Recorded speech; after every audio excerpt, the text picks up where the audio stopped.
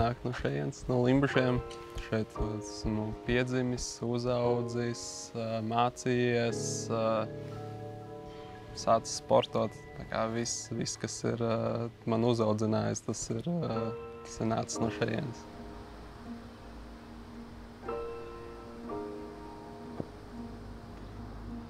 Man vajadzēja man drusciņi ilgāk uz tās labās. Brīva atmosfēra. Tu visu zini, kas kur ir, un jā, cilvēki arī tādi atvērti. Nu, es nezinu, tu izdomā, kurš tu gribi parādīt. Man jau patīk viss. Kur tev šitā bilde? Kas tas ir? Tas, laikam, pirmās sacensības Portugālē. Portugālē? Jā. Tas ir Murjāņos. Tas, laikam, šitās varētu būt pirmās sacensības, kad es pie Ināras aizgāju.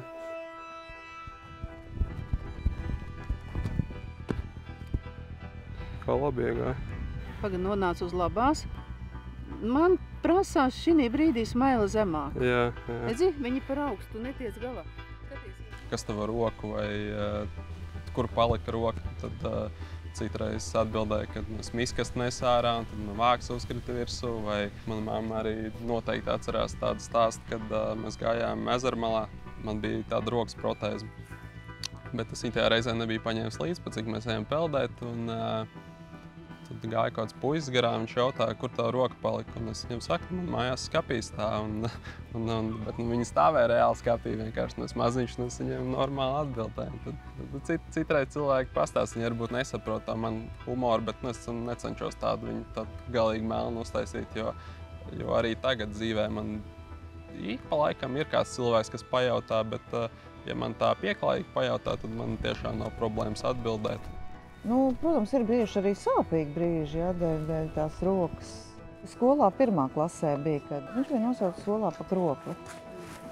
Bet ļoti smuki skolotāji izgāja ārā no situācijas, vienkārši sasauc kopā un izrunāja šo lietu. Nevienu nebāra, nenosodīja, nepārmeta, bet tā smuki. Viss klasē valdīja draudzību. Es nezinu, varbūt man ir ieaudzināts tādas lietas, kad ja es kaut ko dzirdēju, es baigi neņēmu galvā.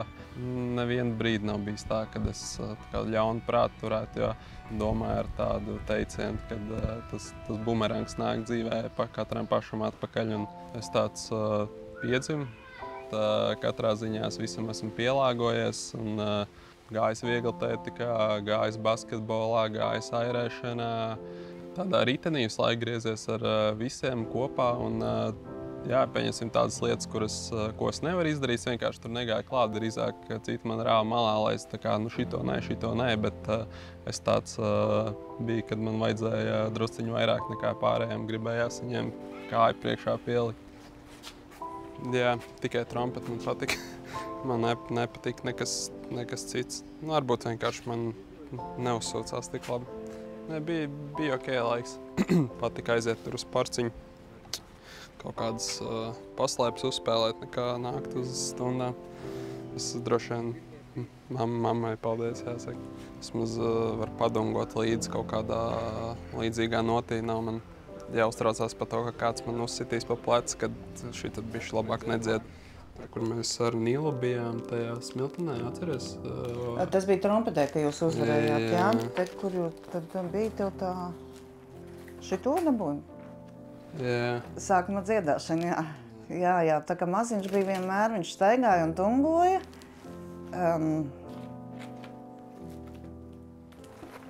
Tā, labi. Kad labi, tad tu raudi, kad slikti, tad tu raudi, un tad, kad kaut kāds pasākums, kad tu raudi, tad mēs... Es varētu iet par raudātāju. Nē, tad mēs saskatās, un tad tu vienkārši sāk kaut ko smieties. Jā, es varētu iet par raudātāju visu. Es vēl dziesmu svētkos arī esmu piedalījies 3 reizes. Korīt pareizi dziedājas, korīt, taču arī dziedāja. Sports bija palēnām, visam kam, jo viņam florbols, hokejs, airēšana bija, basketbols. Nu, protams, kā jau bērniem sāka skrituļslidām, kā iemācījās, pa kur laiku, es nezinu, jo viņš vienmēr ir bijis starp draugiem. Ja? Viņam tiešām arī no bērndārza laika, arī tie draugi ir arī tagad vēl. Tie mani draugi pa straudu. Es nekad nesalīdzināju to, ka man nav rokas, lai es būtu pirmais. Es tīri tā kā psiholoģiski vienkārši domāju, ka man jābūt šoreiz labākam. Un tā visu laiku man nekad nepatika zaudēt, bet, ja zaudēju, es arī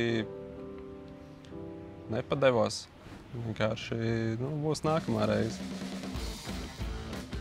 Man vajadzēja jaunu hokeju nopirkt. Tajā hokeja veiklās ieraudzīju arī, ka tur ir slidas. Sievai stāstīja, ka tur ir slidas. Man tuvojās dzimšanas diena. Es saku, ok, labi, es tev uzdāvināšu slidas. Pēc dzimšanas dienas es atnācu mājās ar nūju, ar slidām, ar bruņām. Un tad man vajadzēja aiziet nopirkt, laikam, hokeja nūjai to tinumu. Un tad es atnācu mājās ar hokeja biksēm, ar kājasargiem. Tā kaut kā aizgāja, kad tagad spēlēju divās komandās. Protams, amatieru līmenī, bet tas komandas sports kaut kāds savu citu veidu adrenalīns. Pēc šitiem vakar treniņiem vispār miegs nenāk, es nezinu. Pēc šitiem? Jā. Ne. Stadionam baigi nepatīk bļaut virsū, bet tur pa ledus citreiz labprāt pabļaustot. Ir kaut kāds balanss, kas, es pat teiktu, ka pozitīvā ziņā, kas man arī palīdz paralēli šīm sportam.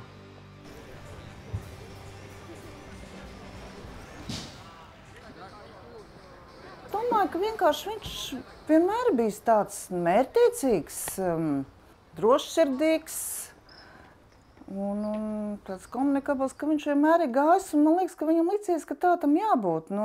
Es gan arī neesmu bijusi mamma, kas viņa tā baigi, luti. Basketbolā viņš ar vienu roku samet vairāk nekā pie abi. Jā.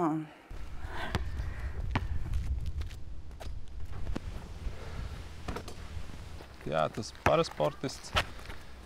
Es nezinu, mani draugi, viņi saprot to, ka tas ir nopietni, ka tas nav kaut kāda pastaiga. Tas ir reāls darbs.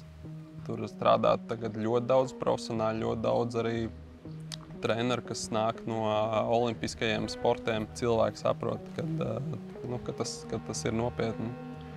Es pat nezinu. Laikam jau tā olimpiāda, tas ir tas, kur gribēs aizbraukt. Kaut gan par to iepriekš īsti nedomāju. Pirms nepilniem 2 gadiem, kad es sāku, tad tur viena starptautiskā medaļa, tad pēc tam es aizbraucu pasaules čempionātu, un es vienkārši redzu, esmu vienā sektorā ar cilvēkiem, kurus es pirms 7 gadiem tikai tabuliņā redzēju. Un tad man bija tāds, hei, tā kā šitas ir, kuras var iekosties, un jā.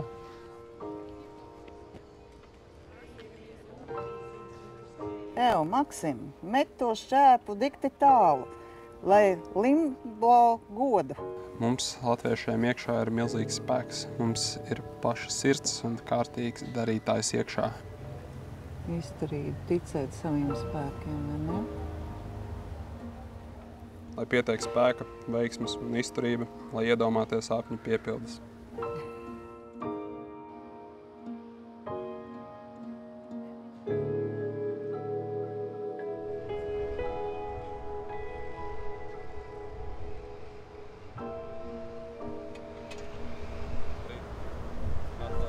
Nāka nedēļa, ne?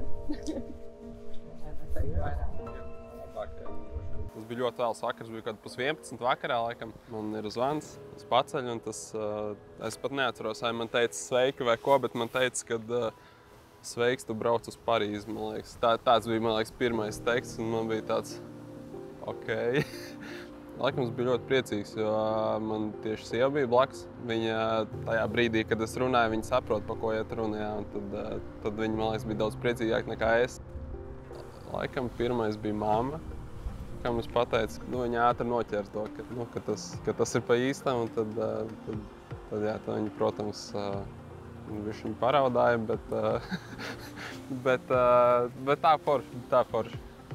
Nopirkt biļetes mammai, sievai, gan uz spēlēm, gan lidmašīnas biļetes, tad būs aizmuguri man arī. Jānoliek sev tādā reālā vietā pret visiem konkurentiem, bet mans mērķis noteikti būtu fināls. Tas ir top 8, un ja es iekļūšu tur, kas ir reāli, tā kā kāpēc ne?